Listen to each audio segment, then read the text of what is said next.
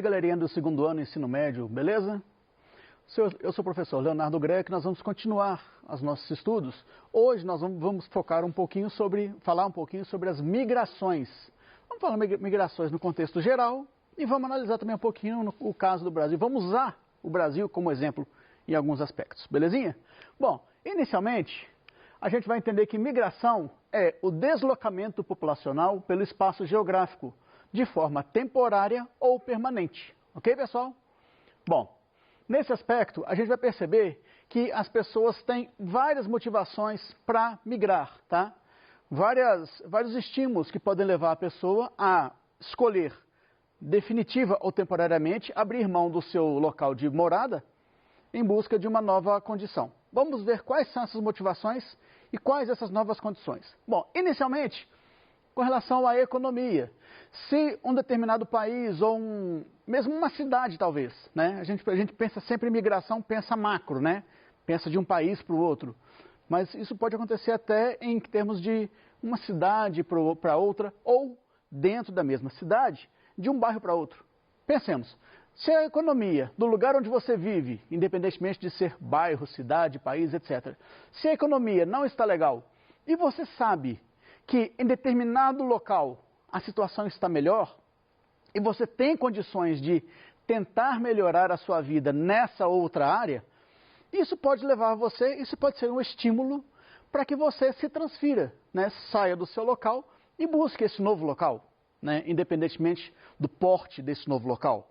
Ok, pessoal? Bom, outra coisa, motivações de ordem cultural ou religiosa. Pessoas que têm hábitos culturais diversos do que é padrão onde a pessoa mora. E pessoas que têm crenças religiosas que também são diferentes, por vezes, podem optar por migrar. E aí, um parêntese, pessoal. Nesse caso, a migração ela pode ser temporária, no caso, por exemplo, da prática religiosa. Vou detalhar isso um pouquinho mais. Pessoas que praticam o islamismo têm como um dos preceitos, uma das regras que ele deve seguir, a viagem, pelo menos uma vez na vida, para a cidade de Meca, no Oriente Médio, ok?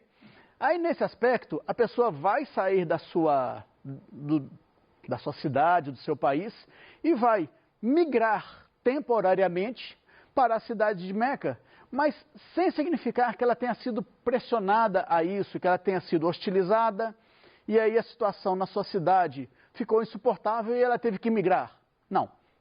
Nesse caso específico, a migração, além de temporária, porque ela vai voltar para a sua cidade, a migração ocorreu por vontade da pessoa. Era um desejo dessa pessoa praticar uma peregrinação religiosa a Meca, como mostra a foto aqui, ó. Essa foto é uma foto tirada na própria cidade de Meca, né? Esse cubo negro aí é a Caaba, né? É o centro da peregrinação dos muçulmanos quando em Meca, ok? Bom, voltando ao assunto das migrações, então a migração ela pode ocorrer por questões culturais ou religiosas.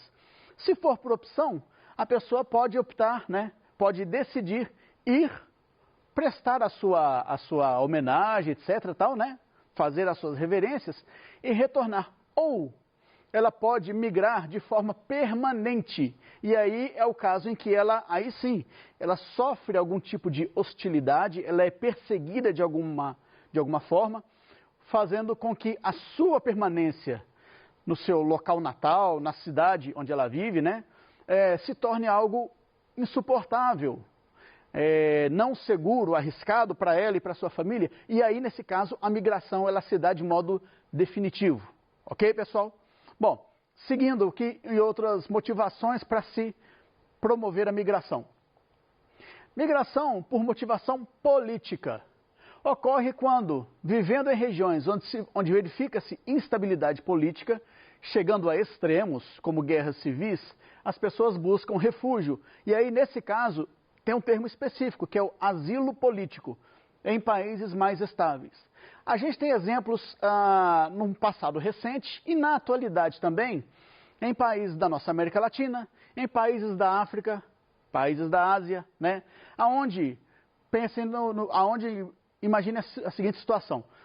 A economia poderia até nem estar tão ruim assim, em uma situação de relativa estabilidade. Contudo, a instabilidade do processo político em um determinado país faz com que, mesmo que uma determinada família tenha uma situação econômica, uma estabilidade material, porém, essa insegurança política leva para uma insegurança social, né? O que faz com que essa família, ainda que materialmente estável, opte, ou melhor, nem seria bom falar em optar, né? Ela seja obrigada a buscar outras fronteiras, outros países para viver, tá? Então, essa é a motivação por uma questão política.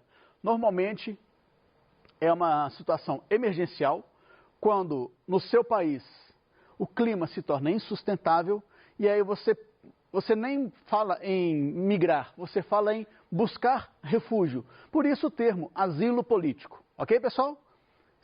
Sigamos, galera. Migrações naturais, ou melhor dizendo, migrações por motivações naturais, né? Climáticas. Ocorrem quando, em determinadas áreas, acontecem desastres naturais que dificultam ou inviabilizam a permanência das pessoas naquele local. Atenção, pessoal, quando a gente menciona desastres naturais, a nossa primeira iniciativa, né, o que vem primeiro na nossa cabeça, é pensar em algo dramático, intenso e que ocorreu repentinamente. Nem sempre, tá? Você pode ter uma situação que perdurou por anos ou até por décadas e que acabam configurando, no final das contas, um cenário de desastre natural. Pensem, por exemplo, no nosso país, a região do Nordeste brasileiro. Em determinadas áreas no Nordeste brasileiro, durante décadas, a seca assolou a sociedade que ali vive, né? Fazendo com que a situação naquela região, em determinadas áreas do Nordeste, pudessem ser classificadas como regiões de desastres naturais, tá? Então, é só um exemplo, tá? Pode ser algo impactante, como também pode ser algo que gradativamente foi se desenhando o cenário de um desastre natural. Nesse aspecto, as migrações elas tendem a ocorrer também, não por escolha, né? A pessoa ou o grupo familiar é forçado a esse tipo de migração, né? E essa migração, ela tende a ocorrer dentro das fronteiras do Brasil, no caso, no exemplo, né? Dentro das fronteiras do país, e ela pode ser definitiva ou ela pode ser também temporária. É extremamente comum a gente perceber no Nordeste brasileiro grupos familiares que, pouco a pouco, né, primeiro vai o pai, depois vai o irmão mais velho e gradativamente toda a família vai se transferindo do Nordeste para regiões como o Sul, Sudeste do Brasil. Tá? Essa transferência pode ser definitiva ou ela pode ocorrer de uma outra maneira também. Do grupo familiar saem o pai e os filhos mais velhos, os filhos homens mais velhos. E eles, durante um determinado período do ano, eles se transferem para determinadas áreas do Brasil para trabalhar numa atividade específica, numa atividade, a gente fala de atividade sazonal. É o caso, por exemplo, da colheita do café, colheita da cana-de-açúcar. Quando aconteceu a construção de Brasília, na década de 1950, houve a presença de um grande fluxo de migrantes nordestinos para contribuírem, para trabalhar na construção da capital federal, mas isso a gente vai detalhar depois, né? Então percebam, ainda que seja uma migração motivada por aspectos naturais, mas essa migração ela tem várias características, tá? Então a gente não tem por exemplo, uma receita de bolo. Várias características vão identificar não só as migrações naturais, como as várias outras que a gente analisa ao longo do tempo, ok? Bom, seguindo, galerinha. Tipos de migração. A migração ela pode ser internacional, né? De um país para o outro, de um continente para o outro, né? Ela pode ser também interna, quando ela ocorre dentro do próprio país. O exemplo que eu acabei de falar é um exemplo bem característico, né? Existem até situações, como eu falei no inicinho da nossa aula de agora, que as migrações elas podem se verificar de um país para outro, dentro de um mesmo país, de uma região para outra, de um estado para outro, de cidade para outra, de uma cidade para outra. Olha como eu vou só diminuindo a área de análise, né? E a migração pode acontecer também dentro de uma mesma cidade, né? Pense em famílias que vivem, por exemplo, Belo Horizonte. Uma família que vive na periferia de Belo Horizonte, por alguma razão, a situação nessa periferia que a pessoa vive se tornou extremamente difícil ou até mesmo insustentável, fazendo com que essa família busque meios para viver, para se transferir para uma outra área da mesma Belo Horizonte, tá? Bom, interregional de um estado ou região para outro, e intrarregional dentro de um mesmo estado ou região. Já falamos isso aqui tudo rapidinho, né? Bem detalhadinho. Espero que seja bem tranquilo para vocês. Ok, pessoal? Bom, a migração, já falei nessa mesma aula nossa, né? Ela pode ser definitiva. A pessoa sai da sua área de origem e, ao chegar na sua área de destino, seja ela um outro país ou uma outra cidade, né? Dentro da sua mesma região, ela não faz o caminho de volta. Ela pode até sair dessa região de destino e buscar outra, mas para a sua região de origem ela não volta, tá? Independentemente disso, se ela sair da sua região de origem e se fixar em outra e ali permanecer, a gente considera como uma migração definitiva. A migração sazonal, ela acontece por períodos definidos, é o caso dos boias-frias, como eu já mencionei agora há pouco também, né? A pessoa vai trabalhar no plantio, na colheita de determinado produto da nossa agropecuária e quando esse trabalho se encerra, ela retorna para a sua região de origem, né? Outro aspecto, a migração também ela pode ser pendular. O que é isso? Migração pendular acontece normalmente em regiões, em cidades vizinhas, né? Onde durante o dia a pessoa trabalha numa cidade, mas a residência dela é numa cidade vizinha, tá? Vamos tomar de novo o exemplo de Belo Horizonte, Grande BH. A gente tem, vamos falar algumas cidades só, porque são várias, né? Contagem, Betim, Igarapé, Caeté, né? Confins, né? Muitas vezes as pessoas moram em Santa Luzia, né? Moram em uma cidade dessas que eu mencionei, mas o seu local de trabalho é em BH. Né? Então, diariamente, a pessoa sai de manhãzinha da sua cidade, vem, passa toda a sua jornada de trabalho em BH e no final do dia retorna para a sua cidade. Beleza, pessoal? Então, essa é a que nós chamamos de migração pendular, quando se trabalha em uma cidade vizinha. Um outro termo para a gente falar sobre migração pendular também, a gente fala de transumância. Esse nome horroroso, mas que a gente pode utilizar também para classificar a migração pendular. Ok, galera? Bom, assim sendo, a gente tem também essas duas características, seguindo na análise, né? A migração pode ser forçada, eu já expliquei, né, anteriormente, há algum problema que torna intolerável a vida de uma pessoa e da sua família em determinada região, e por mais que alguns aspectos na sua vida estejam beleza, estejam estáveis, alguma circunstância força a pessoa a sair do seu local de origem e buscar uma nova residência, buscar uma outra residência, tá? Ou ela pode ser espontânea também. A pessoa escolhe se transferir. Exemplo, nas décadas de 1970 até 1980, 1990, mas com mais intensidade nas décadas de 1970 e 80, houve um grande número de brasileiros que optou por se transferir para os Estados Unidos da América. Por quê? Pensem no seguinte, naquele período, o Brasil continuava sendo, né, era e ainda é um país em desenvolvimento, né? E aqui a situação econômica não é que estava assim insustentável, né? Mas ela estava uma situação econômica mais instável. Então, havia desemprego, as condições de trabalho aqui, comparativamente com países desenvolvidos, não eram condições tão adequadas assim, Então, grupos de brasileiros optavam por se transferir para os Estados Unidos naquela condição. Eu vou tentar a vida na América do Norte, né? E aí, o que acontecia? Inicialmente, pequenos grupos se transferiam, davam a notícia, por exemplo, né? Aqui, o negócio aqui é legal, a gente trabalha muito, mas ganha bem, a gente ganha em dólar, tal. E aí, essa notícia chegava para os brasileiros aqui, né? E aí, se estimulava outros grupos a fazer o mesmo caminho, ok? Então, percebam, esse é o tipo de migração espontânea.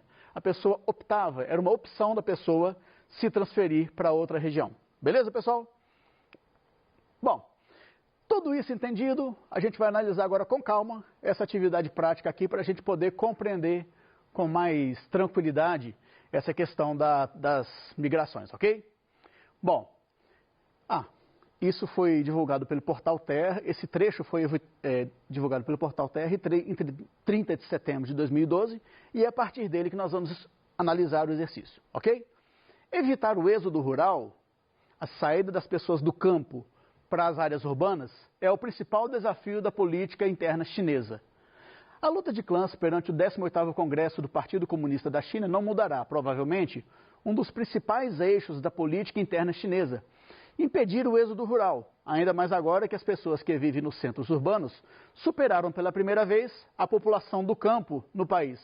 Então, naquele período, 2012, pela primeira vez na história da sociedade chinesa, a concentração de pessoas nas áreas urbanas se tornou maior do que a concentração de pessoas nas áreas rurais. Beleza? Bom, pergunta-se, o conceito migratório em destaque na manchete da reportagem acima significa... Quando eu comentei, eu acabei explicando sem querer, né? Vamos lá. Significa, tranquilamente, a migração em massa de trabalhadores do campo para as cidades em um mesmo território. Normalmente em um mesmo estado, né? Bom, percebam uma coisa, essa questão do êxodo rural, ela é também uma modalidade de migração, né? Ela pode acontecer por opção, mas na maioria das vezes ela é uma atitude forçada. Por várias razões, a determinada família que vivia no meio rural já há décadas, né, às vezes há gerações, né, decide se transferir do campo para a cidade porque a sua sustentação econômica no campo se tornou inviável. Normalmente porque ela não conseguiu fontes de investimentos, né? Ela não conseguiu prosperar a sua atividade agropecuária, né? A agricultura familiar, vamos lembrar, apesar de vários incentivos, principalmente oficiais, governamentais, né? Ainda é uma das modalidades que mais sofre no campo, né? Ela não conseguiu resistir à concorrência de grandes complexos agropecuários, né? E aí, essa família não é nem que busca, ela tem que sair do campo para a cidade. O que não significa, contudo, que esse problema seja resolvido, né? Porque muitas famílias saem do campo porque não conseguem mais sobreviver das atividades no campo. Entretanto, quando ela chega nas áreas urbanas, aí ela se vê dentro daquele dilema, né? Ela sabe de tudo sobre o dia a dia do campo, só que nada do que ela sabe, ela vai aplicar na cidade. E aí ela tem que começar o processo de aprendizado, né, de adaptação às exigências profissionais do zero. E aí, muitas vezes, ao final de um determinado período, essa família percebe que o problema só mudou de roupa, vamos dizer assim, né? Ela sofria no campo, ela se transferiu para a cidade e continuou sofrendo na cidade, né? Essa é uma situação que a gente tem que levar bastante em consideração quando a gente analisa o êxodo rural, ok? Bom, galerinha, com isso a gente fecha a nossa aula, né? Nessa aula a gente conseguiu analisar o que são as migrações, os seus vários modelos, né, de migrações, né? As várias variáveis que compõem esse tema, bem como suas motivações, características e peculiaridades. Ok, pessoal? Bom, queria agradecer a oportunidade, um grande abraço a vocês e espero contar com a presença de vocês, virtual, né, nas próximas aulas, ok? Grande abraço, pessoal!